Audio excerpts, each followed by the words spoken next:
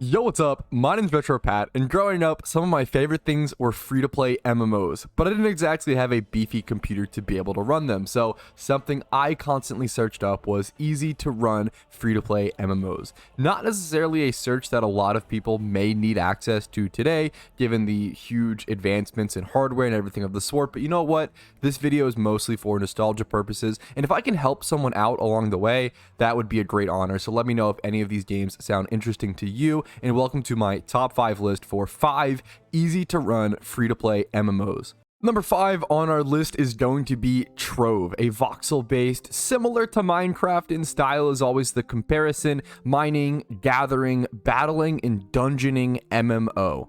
This game is obviously free to play and pretty dang easy to run given the graphic style. It can be kind of demanding at certain points. If anything, this is probably the most demanding game to run on this list, but you should be able to get away with it with some pretty older PCs and everything of the sort, maybe even some laptops here and there. But this game can have a lot of particle effects and a lot of big bosses and a lot of things flying around on screen. There's lots of mining, collecting, building, all given in this open world MMORPG. Now, the MMORPG genre is struggling across the board, so none of these games are going to be super hyper active, but they'll all be active enough to definitely be worth playing, in my opinion. I think if you have a couple hundred people online every single day in your MMO, I think it's still a bustling enough MMO to be alive nowadays with that standard. So Trove, you're looking at around 1,500 players online every single day. I'd say that's pretty darn good. If concurrent players, that's pretty solid for an MMO nowadays, unfortunately. MMO Stats has different numbers. They say it's around 9.4 thousand, but around 2 million total players ever. The issue with Trove is that it seems to be a game that a lot of people kind of log on and play and have a little bit of fun with for a day, but never really log back on and never really end up playing it for a long-term period of time. I know that was my exact experience with Trove. I put a solid 35 hours into this game and had a blast while doing it, but one day I just stopped logging back in, and I can never really answer why.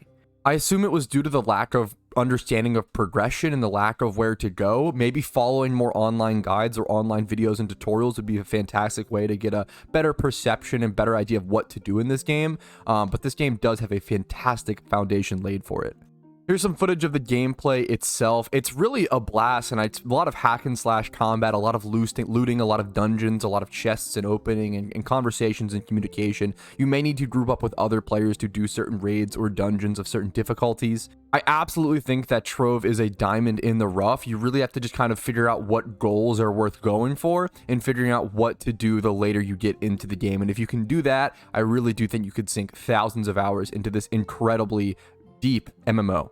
That's enough about Trove. Let's jump into number 4 on our list, which is going to be Spiral Knights. Now, this game hurts me to talk about because I love it so very much. If I were to pick, one of the most underrated, this is probably the most underrated. Spiral Knights was actually one of the first games that ever released free-to-play on Steam. You can check back in the history. It was one of the first free-to-play games to ever be released on Steam, let alone a free-to-play MMO. Pretty easy to run, really, really cute, cool, cartoonish graphic style. It's very similar. It's a dungeon crawler similar to Trove, but the mechanics are going to be way different. It's much more of a Zelda style where you sort of control this guy, you smash through bushes like such.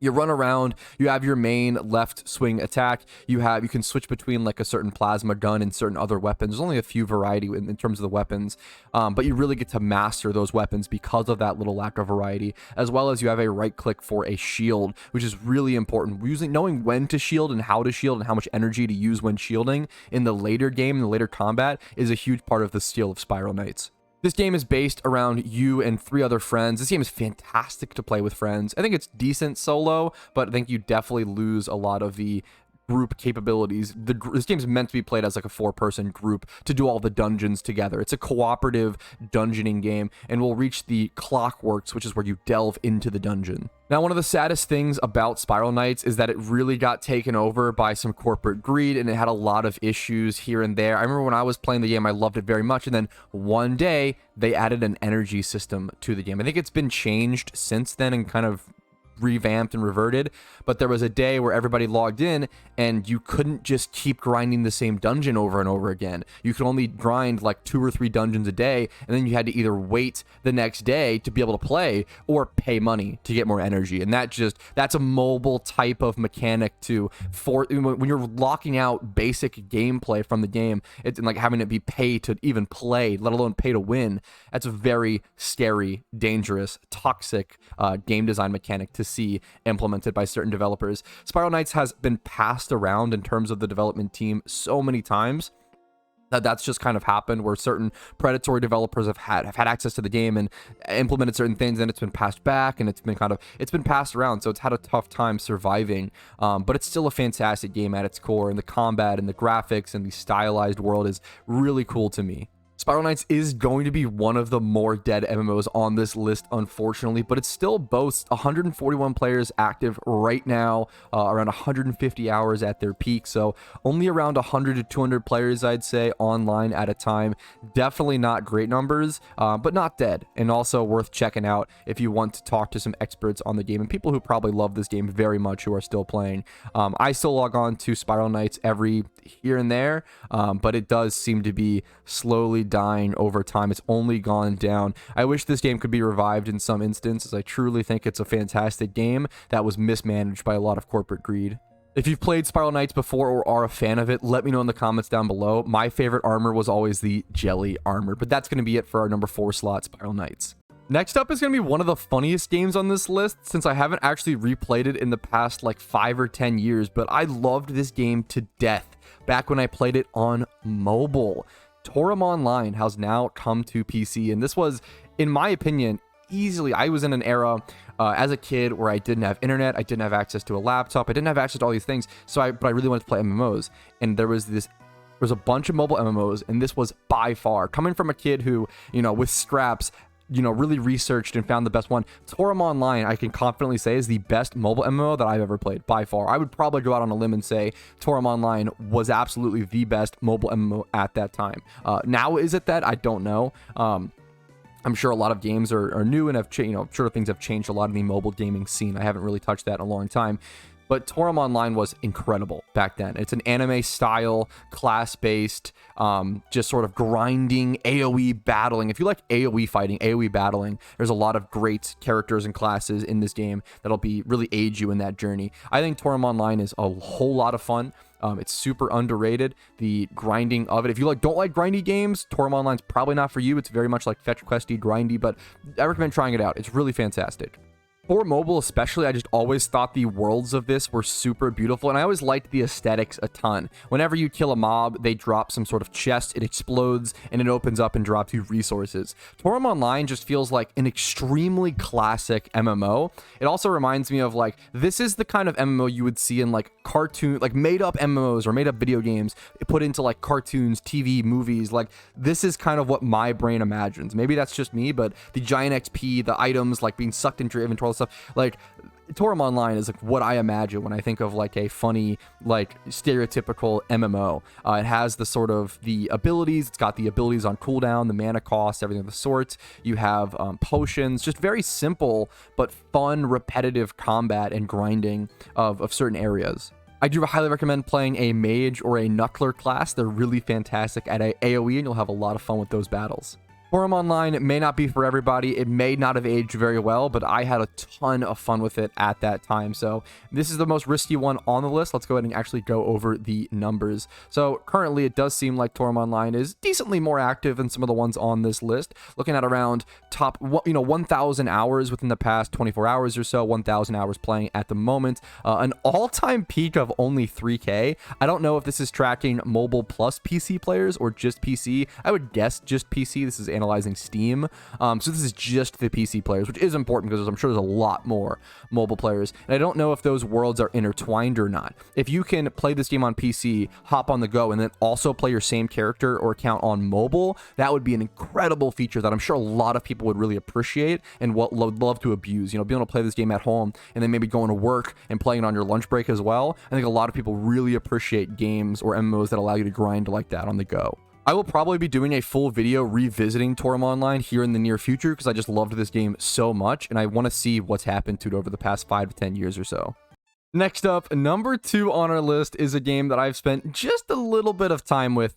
It's going to be old school RuneScape. Now, if you aren't familiar, I've put around 20,000 hours or so into old school RuneScape, mostly members. This is a game that is extremely easy to run. You could probably play 5 clients of this game on an absolute potato, but it is somewhat free to play, somewhat not. I will say there is a premium membership to RuneScape that is absolutely worth paying if you have the money for it, but there is a very dedicated free to play player base for old school RuneScape as well that specifically restrict themselves to free to play only. You'll end up seeing different account types as well in this game, like free to play hardcore Ironmans, free to play ultimate Ironmans, free to play Ironman, etc., etc. You'll see all these different like hardcore free to play only characters and accounts, which is really, really cool. I do think the free to play scene in old school RuneScape has developed so much and has really gathered such a cult following that even more so than ever, I'd recommend playing old school RuneScape free to play only. There's a really cool community there, and I think it's definitely worth checking out. And then if you ever want to, level up your membership and get, membership, or you can always pay for it. I think it's like 10 or 11 bucks a month USD, or you could pay for it in game with bonds. I actually have never paid a dime for old school RuneScape membership. I have a maxed main account and a maxed ultimate Ironman, and I never once paid any money for membership. I grew up very broke, reminder, and I always paid for everything with bonds. I paid for 4.5 years of old school RuneScape membership with bonds only, which is by earning gold within game, and then selling that or using that gold to buy old school RuneScape bonds to pay for membership. So it absolutely can be done. Now, you may need a lot of time to do that. The average person's probably just going to want to pay for membership, but there's different options along the way, which I super recommend. I think old school RuneScape free to play is fantastic for casuals, fantastic for hardcore players. It's not going to be for everyone. Old school RuneScape is one of those games that I think is a masterpiece. I think it's an incredibly phenomenal game. There's nothing else like it, but it is not for everybody, okay? This game is just not for everybody, and that's okay. The people that it is for will fall in love with it, and you'll always come back to it. You'll never be able to quit RuneScape. You'll only ever take long breaks. Now on to number 1 on our list of easy to run free-to-play MMOs that is, in my opinion, easily the best free-to-play MMO for sure, and one of the easiest to run, and also the game that a lot of you may know me for. I'm of course talking about PokeMMO.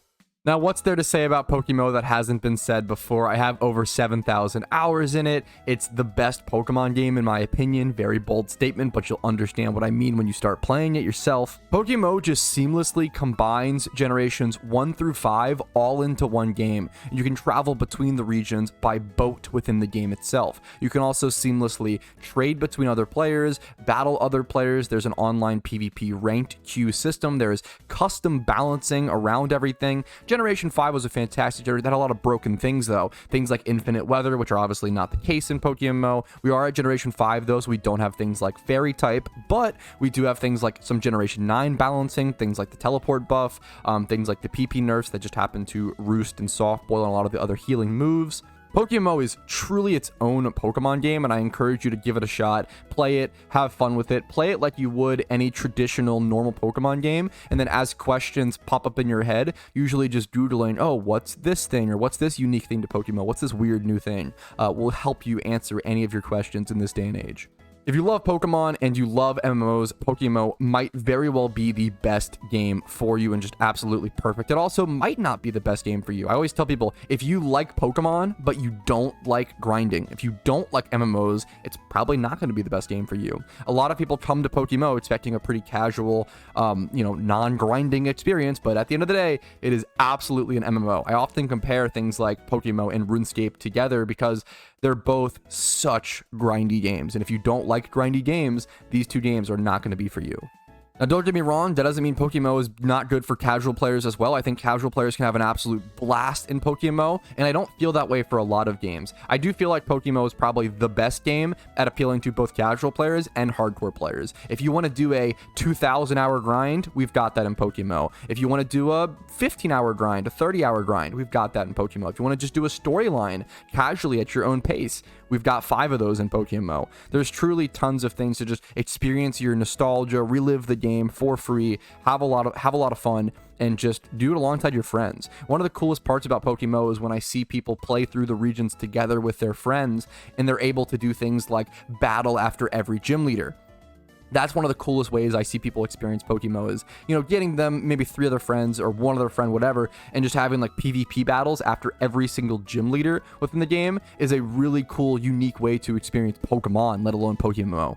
Now, I could sit here and gush all day about Pokemon, but I have an entire channel dedicated to doing so. So if you want to see more on Pokemon, make sure to check out my main channel, Petrowski. It should be recommended on deeper into this channel as well. But thank you guys so much for watching up until this point.